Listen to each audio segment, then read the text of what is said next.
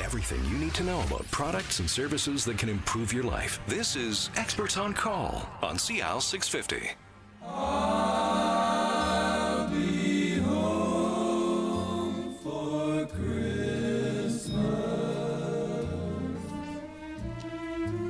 You can plan on me. Good choice for a Christmas song, and welcome back to 650 Sea Isles Talk About Strata.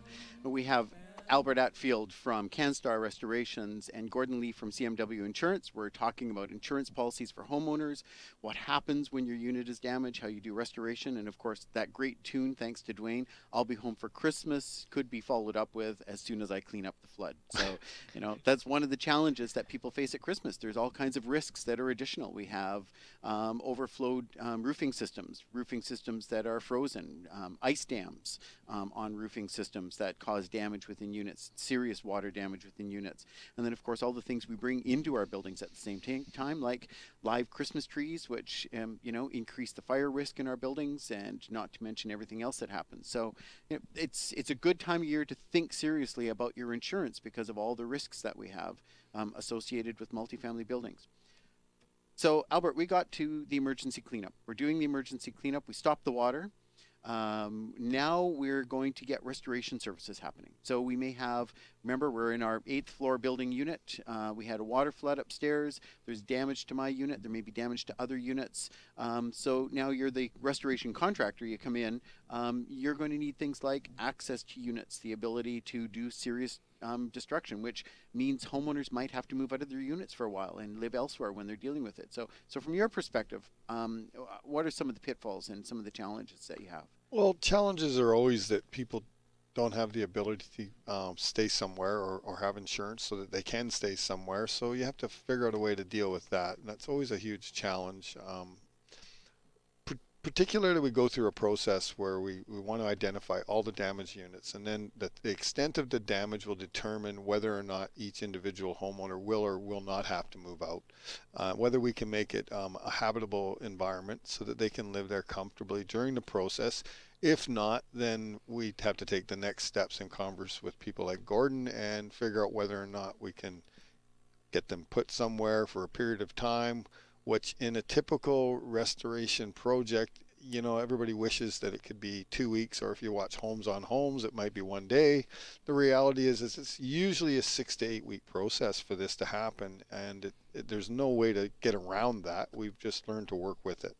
Well, and as you were saying, you felt quite badly like the Grinch when you had to displace a bunch of people because of a claim on Christmas Eve. Well, yeah, I did do one job many years ago where there was a high-rise flood where some young fellows decided to open up a valve on the 35th floor and flooded 116 units. And unfortunately, it was on Christmas Eve, and 116 units, which were probably of that 50% of them were not habitable. Right.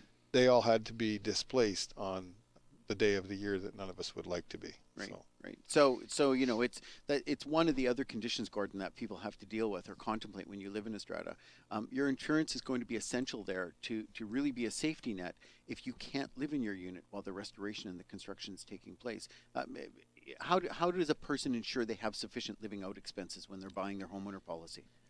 Usually, like that section of the policy is called additional living expense, and usually what the insurance company does is give you about 50% of whatever your content limits is. So if you bought $40,000 for content coverage, then you would have about $20,000 coverage for additional living expense.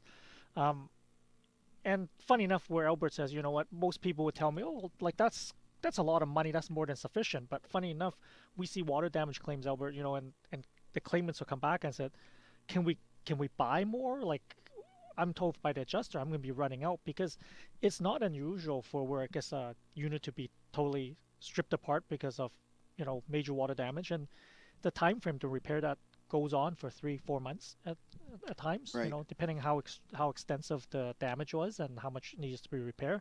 So it doesn't take too long these days for this additional expense coverage to run out. If you think about if they want to live nearby to the home, without much disruption, it might be a hotel or a motel, but you're talking about maybe $75 to $150 a night. So you can do the math that $20,000 sounds like a lot, but a lot of times it's not. So I've always tell people, look at your limits properly, but now these days there's all these other coverage under the condo policy, additional living expense, deductible coverage. Those things are way more important sometimes than what you think on just the content coverage.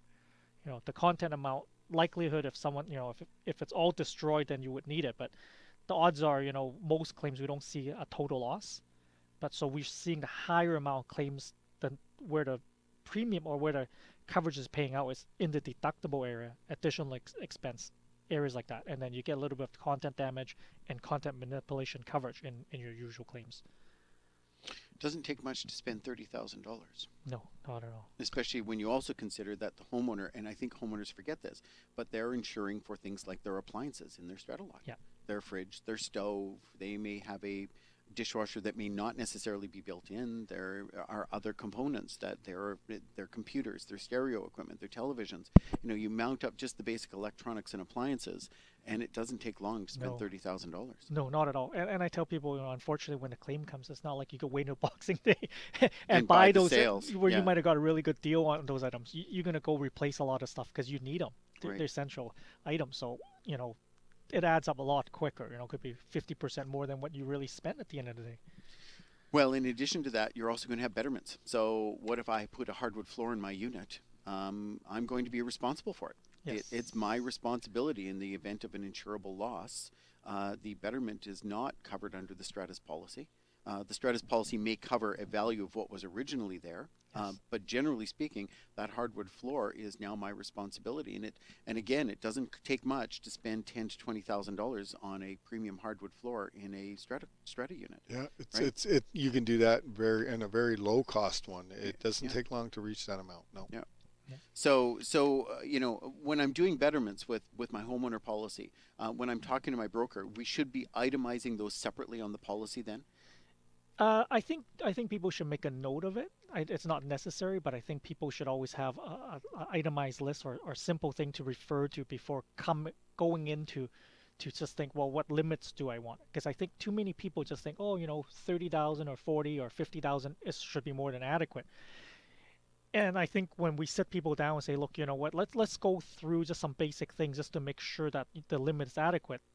Most people surprise themselves, go, oh, actually, I need quite a bit more. And, they should get the proper limit, because when it comes to a claim, I rarely see where people regret going, oh, too bad I bought too much insurance. I couldn't, there's no way this claim exceeds. Usually I see people that you're lucky not that the claim hasn't caused more damage. The loss hasn't caused more damage to you because your limit definitely is inadequate. So for a claim, here's worst case scenario. We have a claim where my one of my appliances, my dishwasher or my ice maker on my refrigerator springs a leak when I'm not home, and we end up with a claim. And not only am I responsible for my personal contents, I'm responsible for my betterments, I'm responsible for my living out expenses. But in addition to all of this, if this causes a claim on the Stratus insurance, I could find that I'm also paying the Stratus deductible. Yes. Which could be $5, $10, $25, $50, or $100,000, right? Yes. And so we're dealing with so many of these costs that are really quite significant that it really makes it quite difficult to be able to, for the average owner to understand what they're dealing with insurance liability costs. Yes, and other things, Tony, that could happen too is if damages occur and other unit owners are affected by their improvements and their contents. Yes. Their insurance could potentially, or themselves, take action against you for recovery under subrogation. So there's further liability. So there's where my liability policy would also be incredibly valuable for me. Yes. So it's quite possible that there are actually 3 or 4 different parts of my policy that would be called upon if it turns out that there is a significant water escape and I'm responsible for that water escape. My policy, and if I don't have a policy, I'm still liable for that. That's what homeowners are missing in this relationship. Landlords are missing this, and commercial owners are missing this. That if I don't have insurance to cover these risks, I still owe that money. right? I still have that debt to the Strata Corporation, and the Strata Corporation can go to court, go to small claims court, go to Supreme Court to be able to recover those deductible amounts and those costs. As well as I may find I have 5 or 10 other owners who are also turning around, either them or their insurers, who are suing me for the amounts as well. Yeah, and that's where people, because we do also have very young people buying into condo units and says, you know what, I really have very little content. So really, if there's a loss, I would be outbid, but I don't think too much, and maybe we don't need insurance. And I try to explain to them, your liability is way beyond, the bed or a few piece items you bring in. All of a sudden, if this loss comes out of your unit and you're found liable, you could have people suing you left, right, and center, from the strata, for the deductible, other unit owners' liability insurance. I said you wouldn't want to be in that shoes and saying that I don't have insurance, because you're going to lose everything. Right. Where you have insurance, the insurance company will look after you. So just start adding zeros to the number every time that you don't have coverage for each one of these separate events and entities that you're dealing with.